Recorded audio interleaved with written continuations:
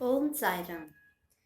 Chapter 7 Wonderful Incarnation, Behavior of Sai Baba, His Yogic Practices, His All-pervasiveness and Mercy, Leper Devotees Service, Master Khaparde's Plague Case, Going to Pandharpur. Wonderful Incarnation. Sai Baba knew all yogic practices. He was well versed in the six processes, including Dhauti, Khanda Yoga, that is separating his limbs and joining them again, and Samadhi, etc. If you think that he was a Hindu, he looked like a Yavan. If you think him to be Yavan, he looked like a pious Hindu. No one definitely knew whether he was a Hindu or a Mohammedan. He celebrated the Hindu festival of Ram Navami with all due formalities and at the same time permitted the sandal procession of the Mohammedans. He encouraged wrestling bouts in this festival. When the Gokul Ashtami came, he got the Gokul Kala ceremony duly performed, and on Eid festivals he allowed the Mohammedans to say their prayers, namaz, in his masjid.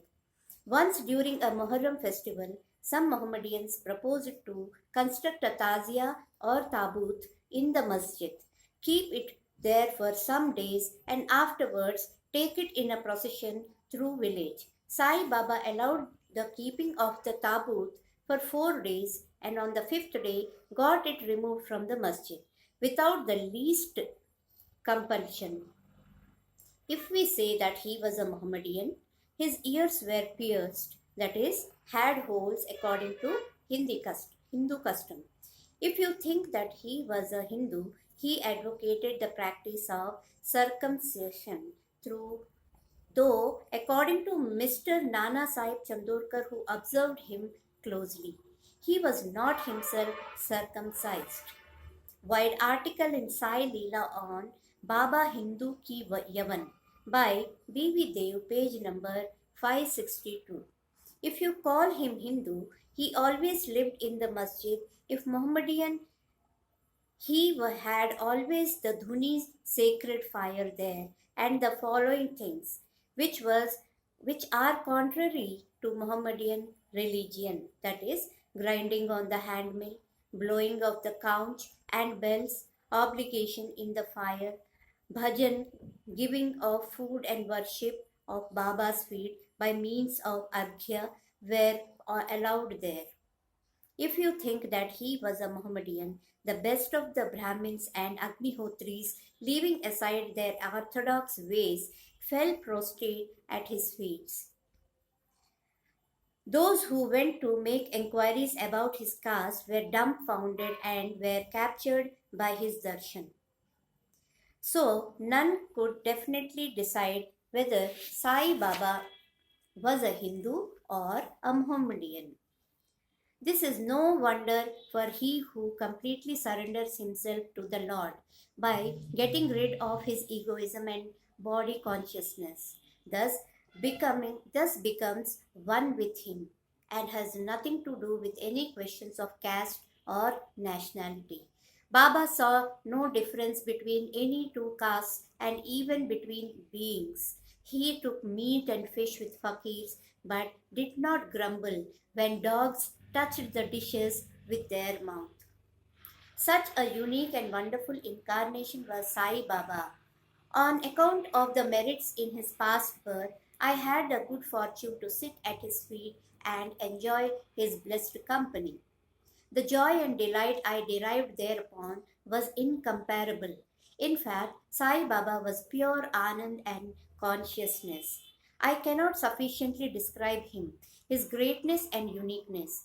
He who took delight at his feet was established in his own self. Many sannyasis, sadhakas, and all sorts of men aspired for salvation who came to Sai Baba. He always walked, talked, and laughed with them and always uttered Allah Malik. God is the sole owner.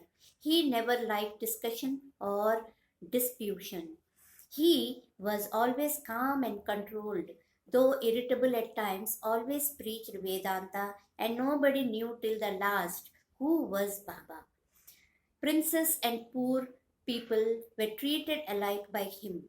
He knew the inmost secrets of all, and when he gave expression to them, all were surprised. He was the repository of all knowledge, still he feigned ignorance. He also disliked honor. Such were the characteristics of Sai Baba. Though he had human body, his deeds testified to his godhood. All people considered him as the god in Shirdi. Now, behavior of Sai Baba. Ignorant that I am, I cannot describe Baba's miracles. He got almost all the temples in Shirdi repaired. Through Tatya Patil, the temples of Shani, Ganapati, Shankar Parvati, village deity, and Maruti were put in order. His charity was also remarkable. The money he used to collect as dakshina was freely distributed, rupees 20 to some, rupees 15 or 50 to others every day. People were immensely benefited by having Baba's darshan. Some became hale and hearty. Wicked people were turned into good ones. Kushta, that is leprosy, were cured in some cases. Many got their desires fulfilled without any medicine being put in the eyes. Some blind men got back their sight, and some lame ones got their limbs. Nobody could see the end of his extraordinary greatness. His fame spread far and wide, and pilgrims from all sides flocked to Shirdi. Baba had his asan near the dhuni and always rested there. He sat there in meditation, sometimes without a bath. He used to tie a small white turban on his head and wear a clean dhotar round his waist and a shirt on his body. This was his attire in the beginning. He first practiced medicine in the village, examined patients, and gave medicines. He was always successful, and he became famous as Hakim, that is, a doctor. A curious case may be narrated here. One devotee had his eyes quite red and swollen. No doctor was available in Shirdi. The other devotees took him to Baba. In such case, other doctors used ointments, whereas anjanas, cow's milks, and camphorated drugs, etc. Baba's remedy was quite unique. He pounded some bida, that is, some carpus anacardium, that is, making nuts, and made two balls of them and thrust them on in each eye of the patient and wrapped a cloth bandage round him. Next day, the bandage was removed and water was poured over them. The inflammation subsided and the pupils became white and clear. Though the eyes were very delicate, the bida caused no hurt but removed the disease of the eyes. Many such cases were cured, and this is only an instance in this regard. Now, Baba's yogic practices. Baba knew all the processes and practices of yoga.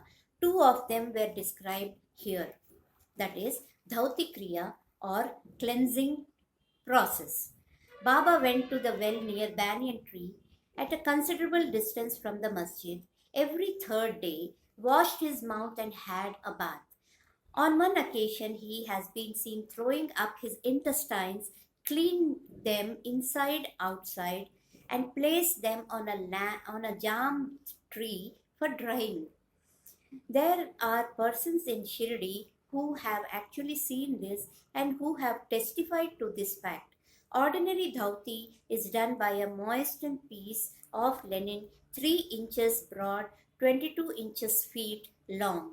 This piece is gulped down the throat and allowed to remain in the stomach for about half an hour for being reacted there and then taken out.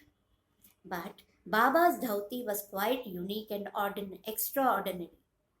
Khanda Yoga. In this practice, Baba extracted the limbs from his body and left them separately at different places in the masjid. Once a gentleman went to the masjid and saw the limbs of Baba lying at separate places.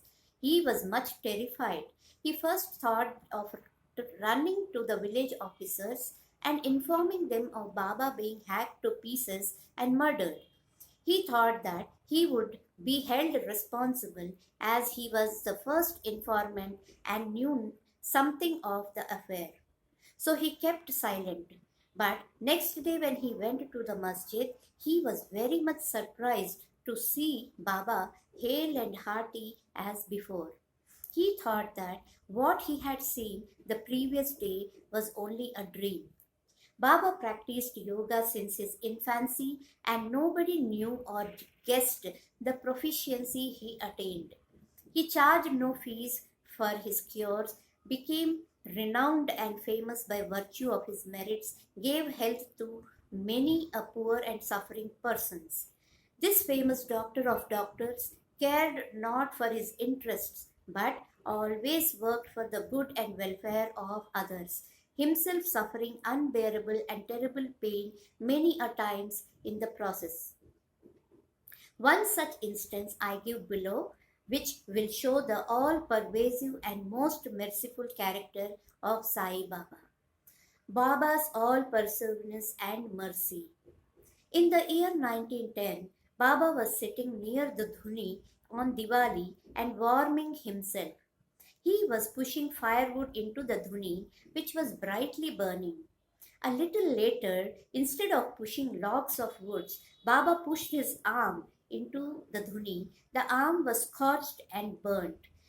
This was noticed by the errand boy Madhav and also by Madhavrao Deshpande, that is Shama. They at once ran to Baba, and Madhavrao clasped Baba by his waist from behind and dragged him forcibly backwards and asked, Deva, for what have you done this? Then Baba came to his senses and replied, the wife of the blacksmith at some distant place was working the bellows of a furnace. Her husband called her, forgetting that her child was on her lap. She got up hastily, and the child slipped into the furnace. I immediately thrust my hand into the furnace and saved the child. I do not mind my arm being burned, but I am glad that the life of the child is saved. Now, Leper Devotees service. On hearing the news of Baba's hand being burnt from Shama, that is Madhavrao Deshpande, Mr. Nana Sahib Chandorkar, accompanied by the famous Dr. Parmanand of Mumbai, with his medical outfit consisting of ointments, lint, and bandages, etc., rushed to Shirdi and requested Baba to allow Dr. Parmanand to examine the arm and dress the wound caused by the burn. This was refused. Ever since the burnt arm was dressed by the leper devotee Bhagoji Shinde. His treatment consisted in massaging the burnt part with ghee, that is clarified butter, and then placing a leaf over it and bandaging it tightly. Mr. Nana Sahib Chandorkar solicited Baba many a time to unfasten the bandages, get the wound examined, dressed and treated by Dr. Parmanand, with the object that it may heal fast. Dr. Parmanand himself made similar requests, but Baba postponed, saying that Allah was his doctor and did not allow his arm to be examined. Dr. Parmanand's medicines were not exposed to air of Shirdi and they remained intact, but he had the good fortune of getting a darshan of Baba. Bhagoji was allowed to treat the hand daily. After some days, the arm healed and all were happy. Still, we do not know whether any trace of pain was left or not. Every morning, Bhagoji went through this program of untying the bandages, massaging the arm with ghee, and tightly bandaging it again. This went on till Sai Baba's Samadhi, that is, the death. Sai Baba, a perfect Siddha, as he was, did not really want this treatment, but out of love for his devotee, he allowed the Upasana, that is, service of Bhagoji, to go on uninterrupted all along. When Baba started for Lendi, Bhagoji held an umbrella over him and accompanied him. Every morning when Baba sat near the post close to the dhuni, Bhagoji was present and started his service. Bhagoji was a sinner in his past birth. He was suffering from leprosy, his fingers had shrunk, his body was full of pus and smelling badly. Though outwardly he seemed so unfortunate, he was really very lucky and happy, for he was the premier servant of Baba and got the benefit of his company. Master Khaparde's plague case. I shall now relate another instance of Baba's wonderful Leelas. Mrs. Khaparde, the wife of Mr. Deshpande, Dada Saib Khaparde of Amravati, was staying at Shirdi with her young son for some days. One day, the son got high fever, which further developed into bubonic plague. The mother was frightened and felt most uneasy. She thought of leaving the place for Amravati and went near Baba in the evening when he was coming near the Vada, that is now the Samadhi Mandir, in his evening rounds, for asking his permission. She informed him in a trembling tone that her dear young son was down with plague. Baba spoke kindly and softly to her, saying that the sky is beset with clouds, but they will melt and pass off, and everything will be smooth and clear. So saying, he lifted up his kafni up to his waist and showed to all present there four fully developed buboes as big as eggs, and added, "See how I have to suffer for my devotees. Their difficulties are mine." Seeing this unique and extraordinary deed, that is the Leela, the people were convinced as to how the saints suffer pains for their devotees. The mind of the saints is softer than wax. It is soft in and out as butter. They love their devotees without any idea of gain and regard them as their true relatives. Going to Pandharpur. I shall now close this chapter after relating a story illustrating how Sai Baba loved his devotees and anticipated their wishes and movements. Mr. Nana Sahib Chandorkar, who was a great devotee of Baba, was the Mamlatdar at Nandurbar in Khandesh. He got an order of transfer to Pandharpur. His devotion to Sai Baba bore fruit, as he got an order to go and stay at Pandharpur, which is regarded as the Bhu Vaikuntha, heaven on the earth. Nana Sahib had to take immediate charge, so he left for the place without even writing or informing anybody at Shirdi. He wanted to give a surprise visit at Shirdi, his Pandharpur, see and salute his Vithoba, that is Baba, and then proceed further. Nobody knew of Nana Sahib's departure for Shirdi, but Sai Baba knew all about this, as his eyes were everywhere, that is omniscient. As soon as Nana Sahib approached Nimgaon, a few miles from Shirdi, there was a stir in the masjid at Shirdi. Baba was sitting and talking with Mal Sapti, Appa Shinde, Kashi Ram, when he at once said, "Let us all four do some bhajan. The doors of Pandari are open. Let us merrily sing."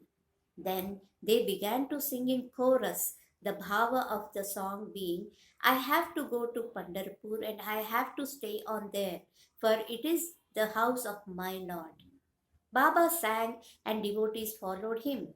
After a short while, Nana Sahib came there with his family, prostrated before Baba, and requested him to accompany them to Pandharpur and stay with them there. This solicitation was not necessary, as devotees told Nana Sahib that Baba has already in the mood of going to Pandharpur and staying there. Hearing this, Nana Sahib was moved and fell at Baba's feet. Then, after getting Baba's permission, Udi, that is sacred ashes, and blessings, Nana Sahib left for Pandharpur. There is no end to Baba's stories. But let me now make a halt here, reserving for the next chapter other topics such as importance of human life, Baba's living on alms, Baiji Bai's services, and other stories. Bow to Shri Sai, peace be to all.